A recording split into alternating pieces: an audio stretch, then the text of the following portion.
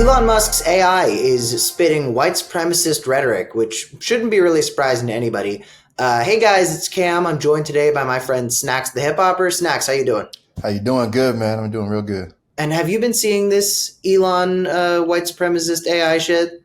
It's funny. I saw a headline about it, and I read a quick article and everything. It's a interesting topic. Let's say that. So, for those of you who don't know, white genocide has been a topic that has been very prominent in the past couple days, especially on weird shitholes like X, formerly Twitter. White genocide is, or white extinction, white replacement theory. It's the white nationalist conspiracy theory that suggests that there's some sort of behind the scenes string pulling to get rid of white people and stuff like that. And it's something that the KKK, neo-Nazi type guys really like to talk about. But another person who likes to talk about it is Grok AI. Grok is what Elon, master of branding, has called his artificial intelligence. And it spent a few hours last week telling users on Twitter about white replacement theory, which specifically in South Africa, which makes a bit of sense since Elon's roots are in apartheid. Snacks, do you even use Twitter still? For something else that I do in my life, I have to use Twitter. But I don't really use it on the regular. So it's not like the way it used to be at all. Like whatever they call X, like that's not that's not what I'm used to. What I was acquainted to. So it's definitely interesting using it. For something else in your life, is it porn? you, you said, nah, Cam. For the other thing in my life, man, I gotta play football, man. So if you want to play football, man, you want to get the eyes on you. You definitely got to use Twitter, man. That's how you gotta get to the coaches and everything like that. But it's funny because things like shit like this will come along my feed. Um, and it's just a lot of things aren't even factual. You know what I'm saying? I mean, number one, let's be honest. Uh, you know, white oppression in South Africa is hilarious considering what 30 years ago they abolished apartheid. You know what I mean? So it's fucking hilarious how 30 years later, man, they just kind of flip the script and it's like, nah, we getting oppressed. It's like, Yeah, and interesting. they're sending us immigrants, which of course we're accepting the immigrants from the white immigrants from South Africa. It's very weird, and of course, Elon's company went on to blame the white supremacy stuff on quote unauthorized modification to Grok's AI code, and this is not the first time Elon's AI has blamed a Grok issue on a rogue employee. This has happened multiple times now that they've had some sort of mess and some sort of crazy racist shit, and they've been like, "Oh, one of our employees just went behind our backs and did something like that." And now it's the white replacement theory South Africa stuff, which again is just it really brings to mind Elon's background, having come from this crazy emerald mine family. But Grok wasn't just talking about the white supremacy when people were asking about it. It's not like people were typing into Grok, "Hey, what is white replacement theory?" And Grok was telling them something that was a little bit too friendly to the concept. This hours long outburst that happened would occur on all sorts of responses to tweets on X, regardless of the topic. So Grok was talking about white replacement theory in reply to a tweet about SpongeBob. And you didn't see any of this. You were blissfully unburdened by this. Yeah, I didn't see nothing about that, man. I will say this: the most interesting part about like the whole thing, and I'm not a AI aficionado by no means, man. There's 1,000 other motherfuckers who know exactly about AI and this and that, but I do know the way AI, like the AI that we have, the generative progression theory or whatever, it basically gets better, right? That's what GPT stands for, right? And so the AI that they're pushing out right now, uh, has it has a thing called tokens. Tokens is how AI gets better over time, right? It's how it learns, it's how it processes information. And so the more tokens it has, the faster information it can process, but the more it can process and it feeds that through itself, to get better and better over time to recognize the patterns, right? ChatGPT got about, I think, 1.3 trillion or billion tokens, right? Grok has way less than that, like way less than that. So like their AI isn't as good as ChatGPT. Like their AI is not even as good as this up and coming company actually that we're about to work with, who might corner the market. They have almost as many tokens as ChatGPT, and Elon's Grok does not. So it's kind of funny how we're talking about AI, and this is supposed to be something artificial intelligence, and he has employees, literal employee humans, controlling what the AI says, how it responds, and what the outputs are, right? Like, I think that's kind of going backwards, right? We're trying to move to AI, and you got the humans controlling it. So it's just kind of interesting how, you know what I'm saying? Like, it's not even a real thing. Same thing with his Tesla bots, man. He had people controlling his Tesla bots. It's not real. It's not actual AI. It's a human. So it's damn near like when, to reference SpongeBob, it's damn near like when Plankton tried to steal the Krabby Patty formula, and he thought he could, he could print out these Krabby Patties and everything, and he was just printing them, and it was terrible. Like, that's damn Elon near what's Musk happening. is Elon Musk is distractingly plankton coded, and I think that that's a good call. He would totally make a computer wife Yes. that follows him around and just does whatever he says. But one of the things that I learned when we were reading up about this is Grok wasn't just doing white replacement theory, white supremacy. It was also doing Holocaust denial, which also makes sense since Elon clearly likes to do his Hitler salutes. The Holocaust Museum wasn't very thrilled with some of the Holocaust denial that they were doing. In March, also Elon shared and then removed on X a post that was incorrectly claiming that quote Stalin, Mao, and Hitler didn't murder millions of people, but their public sector workers did. Which is just so fucking nuts, and it's so on brand for Elon, who's such a white supremacist, or at the very least, person who wants to make as many people white supremacists as possible. Have you ever met a Holocaust denier in real life? That's a good question. In real life, Like someone who's just, maybe not even saying that the Holocaust didn't happen, but they're like, oh, I've got some questions. Maybe all the information isn't exactly right.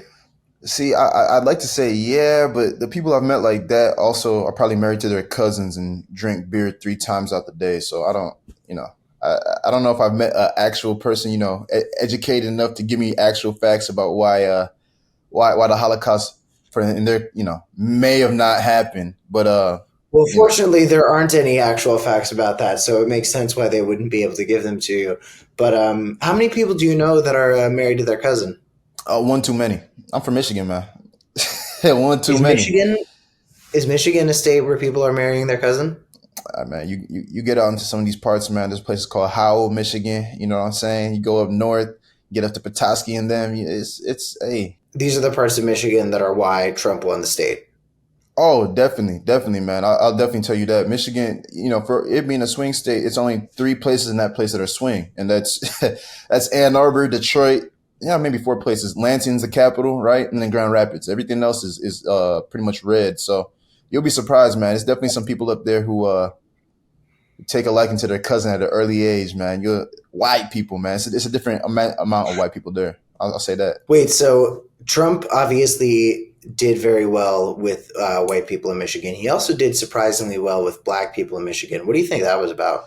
Oh man, and I can tell you, man, people's aunties, moms, and cousin. I'll say this, man. For everything that it's worth, he definitely is great at being a salesman, right?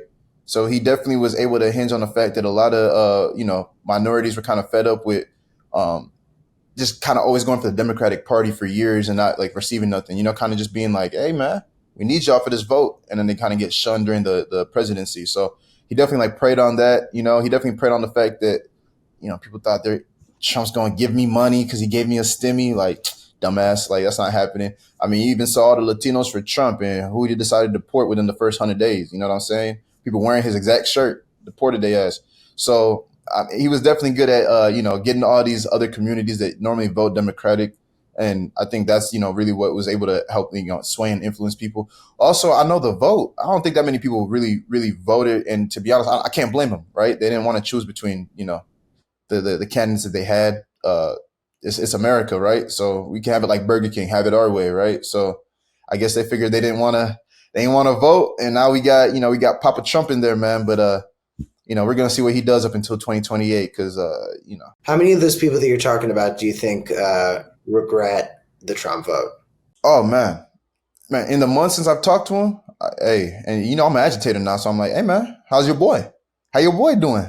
Oh, they are sick. They are sick. They are sick. I know one woman. She lives in Florida. She voted for Trump. She like middle aged black woman. She voted for Trump.